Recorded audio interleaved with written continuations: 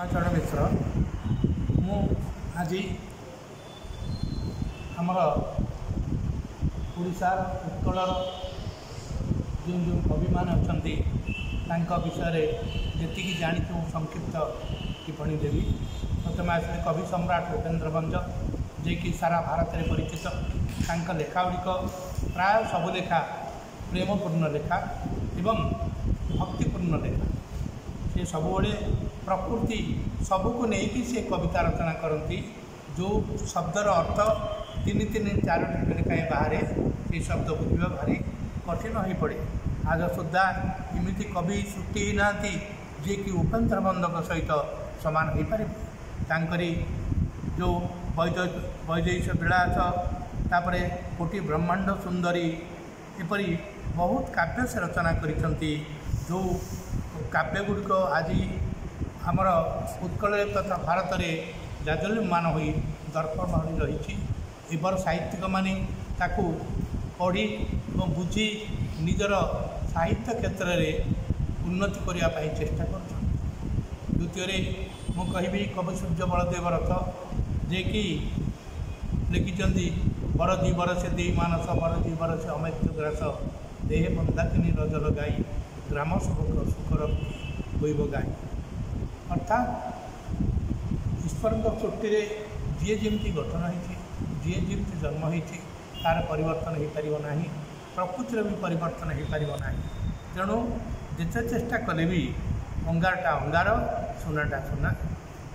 तेणु तांकरी लेखागुड़िक सबले समालोचनामूलक एवं विक्षिप्त भाव से कवि सूर्य बलदेव रथ लिखती।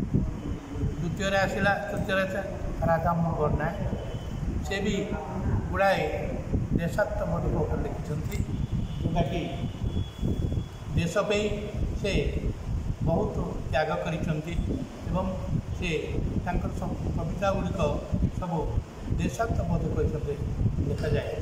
तापर आसला गोदावरी महापात्र से होती समालोचक समालोचना करती प्रति ये को समालोचना कर लिखिं विभिन्न कविता। तांकर गोटी पंक्ति है रह रक्षण बाष्पीय चकट देखू चिलिका चारिचित्र ये गोदावरी महापात्र गुड़ाए लेखा रही।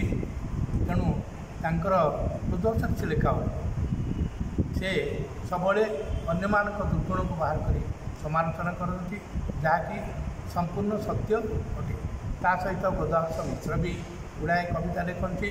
से जो पंचसखा कवि मान भितर से स्वाधीनता निजे कारावरण करते बहुत स्वार्थ त्याग करते।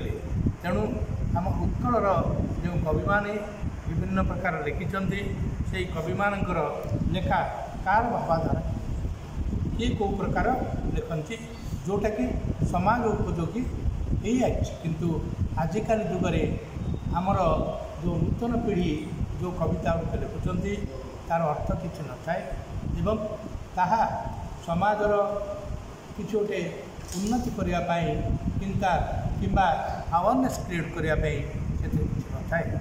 किंतु पुराणा कविता को जातु पुराणा लेखा को जातु या उदस्वती एवं समाजर किसी चरित्र परिवर्तन हो पार एवं आसूँ।